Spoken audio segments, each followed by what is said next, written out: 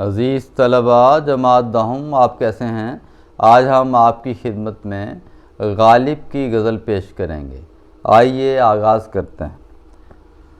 حیراں ہوں دل کو روؤں کہ پیٹوں جگر کو میں، مقدور ہو تو ساتھ رکھوں نوحہ گر کو میں، چھوڑا نہ رشک نے کہ تیرے گھر کا نام لوں، ہر ایک سے پوچھتا ہوں کہ جاؤں کدھر کو میں، جانا پڑا رقیب کے در پر ہزار بار، اے کاش جانتا نہ تیرے رہ گزر کو میں،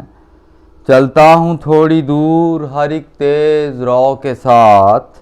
پہچانتا نہیں ہوں ابھی راہ بر کو میں، پھر بے خودی میں بھول گیا راہ کوئے یار، جاتا وگرنہ ایک دن اپنی خبر کو میں، اپنے پہ کر رہا ہوں قیاس اہل دہر کا،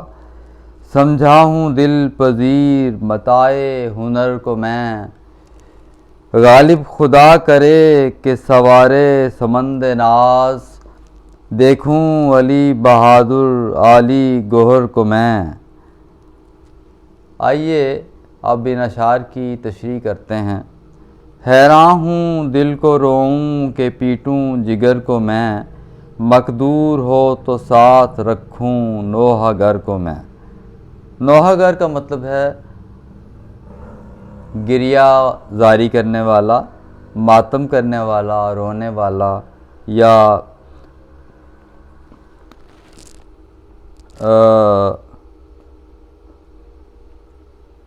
نوحہ گر، نوحہ کرنے والا۔ تو شاعر اصل میں اپنے حالات سے بہت زیادہ متاثر ہے۔ غالب کا زمانہ 1857 کا دور ہے، اور یہ دور جنگ و جدل کا دور ہے، جہاں پر آپ کو یہ علم ہونا چاہیے کہ یہ وہ دور ہے جو جب انگریز برصغیر میں اپنا تسلط قائم کر رہے تھے، ٹھیک ہے، ایک تہذیب جا رہی تھی، دوسری اس کی جگہ لے رہی تھی۔ تو ان حالات میں لوگوں پر بڑی سختیاں اور بڑی مصیبتیں آئیں، اور جو شعراء ہیں وہ بری طرح سے ان حالات سے متاثر ہوئے۔ تو ان میں اب یہ شاعر اشارہ کر رہا ہے کہ حیراں ہوں دل کو روؤں کہ پیٹوں جگر کو میں، کہ میں ان حالات سے بہت متاثر ہو چکا ہوں، اور اب میں حیران ہوں کہ میں اپنے آپ کو کس طرح سنبھالوں، میں اپنے دل کو جو کہ بہت زخمی ہو چکا ہے، میں اس کو کس طرح سہارا دوں، میں اس کو کس طرح سنبھالوں۔ میں ایسا نہیں کر سکتا، میرا حوصلہ جواب دے گیا ہے، میں اب بالکل حالات کے رحم و کرم پر ہوں، اور میں اپنے آپ کو بہت ہی پست حوصلہ پاتا ہوں، اور میں اگر یہ ممکن ہو، مقدور ہو، یعنی میں اگر یہ ممکن ہو، میرے بس میں ہو، تو میں ایک ماتم کرنے والا، ایک گریہ وزاری کرنے والا اپنے ساتھ رکھ لیتا ہوں، جو میرے غم کو بانٹے، جو میرے غم میں شریک ہو، کیونکہ اب تو میں ان حالات کا سامنا کرنے سے قاصر ہوں۔ یہ جو حالات ہیں اس قدر مخدوش ہیں کہ میں ان حالات کی تاب نہیں لا سکتا۔ یہ سختیاں اور جو مصیبتیں اور جو اذیتیں ہم پہ وارد ہو رہی ہیں، یعنی جو انگریز کا زمانہ ہے، جب وہ لوگ غدر میں 1857 میں جب برصغیر میں آئے، تو انہوں نے لوگوں کو بہت زیادہ پریشان حال رکھا، اور ان کو مختلف قسم کی اذیتوں میں سے گزارا۔ تو غالب بھی ان مسائل کا سامنا کرتے کرتے آخرکار کہہ اٹھے کہ حیراں ہوں دل کو روؤں کہ پیٹوں جگر کو میں، کہ میں کس طرح زندہ رہ سکتا ہوں، اتنے حالات اتنے خراب ہیں، ہر طرف پکڑ دھکڑ جاری ہے، مصیبتیں ہیں، الجھنیں ہیں، اور اس قدر مصائب ہم پر توڑے جا رہے ہیں، مظالم کے پہاڑ ہم پہ توڑے جا رہے ہیں، تو ہم کس طرح سے ان حالات کا مقابلہ کر سکتے ہیں؟ تو ہم بے حال ہو چکے ہیں، اور اگر یہ ممکن ہو، مقدور ہو تو ساتھ رکھوں نوحہ گر کو میں، اگر یہ ممکن ہو، اگر میں طاقت رکھوں تو میں ضرور ایک ایسے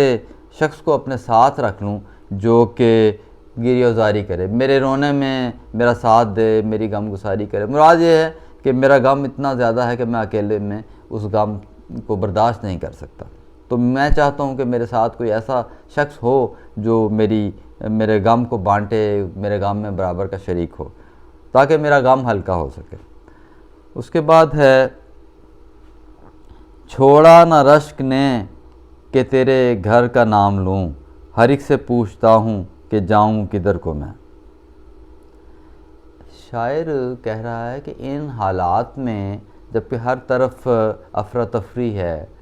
اور اس قدر مصائب ہیں، یہ اذیت کا دور اور یہ مصیبتوں کا جو دور ہے یہ اس قدر طول پکڑتا جا رہا ہے، اس قدر زیادہ یہ یعنی ظلم و جبر اس قدر زیادہ ہونے لگا ہے کہ میں اپنے محبوب سے ملنے سے بھی قاصر ہوں۔ یعنی اب وہ میل جول بھی قائم نہیں رہ سکتا، یعنی زندگی کا ہر شعبہ اب ان مظالم کی وجہ سے بہت ہی زیادہ متاثر ہو چکا ہے۔ میں اب کس طرح سے یہ اپنے دل کا حال بیان کروں، اور میں اپنے محبوب کو ملنے سے بھی کیا کہنا چاہیے، ملنے سے بھی بہت زیادہ دشواریاں، ملنے میں بھی بہت زیادہ دشواریاں مجھے پیش آ رہی ہیں۔ میں اب ان دشواریوں کو کس طرح سے برداشت کروں، اور ان بدترین حالات میں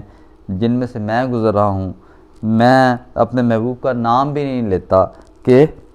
اور نہ ہی تیرا نام لیتا ہوں، کیونکہ اس طرح لوگ میرے محبوب کا نام بھی جان لیں گے، اور میں اس کے راستے، اس کے گھر کے راستے پہ بھی نہیں جاتا، اس کے گھر بھی نہیں جاتا، کیونکہ لوگوں کو یہ معلوم ہو جائے گا کہ میرا محبوب کہاں رہتا ہے، ٹھیک ہے، کہ میرا محبوب کون ہے، اس کی ذات سے سارے واقف ہو جائیں گے۔ تو غالب یہ کہنا چاہتے ہیں کہ میں جب بھی تیرے کوچے میں جاتا ہوں، تیری گلی میں جاتا ہوں، تو پھر کیا ہے، میں راستہ خود ہی بھول جاتا ہوں، اور میں لوگوں سے پوچھتا پھرتا ہوں کہ اب میں کہاں جاؤں، اب میری منزل کدھر ہے، یوں میں اپنا راستہ ہی کھو دیتا ہوں، ٹھیک ہے، اور سب سے پوچھتا پھرتا ہوں کہ تو کہاں ملے گا۔ یعنی وہ اپنی جو ذاتی زندگی ہے وہ اس میں اس قدر مجبور ہیں اور بے بس ہیں کہ وہ لوگوں کو بھی اپنے دل کا حال نہیں بتانا چاہتے، اپنے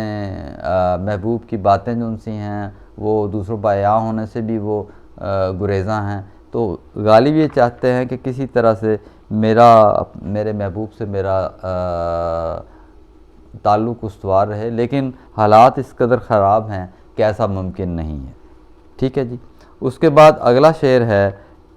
نمبر 3 شعر ہے کہ جانا پڑا رقیب کے در پر 1000 بار، اے کاش جانتا نہ تیرے رہ گزر کو میں۔ رہ گزر، راستہ۔ تو شاعری کہتے ہیں کہ کوئی بھی یہ برداشت نہیں کرتا کہ اپنے محبوب کے بارے میں کسی اور سے بات چیت کرے، اور وہ یہ بھی نہیں چاہتا کہ اس کا محبوب کسی سے میل جول رکھے اور اس سے تعلق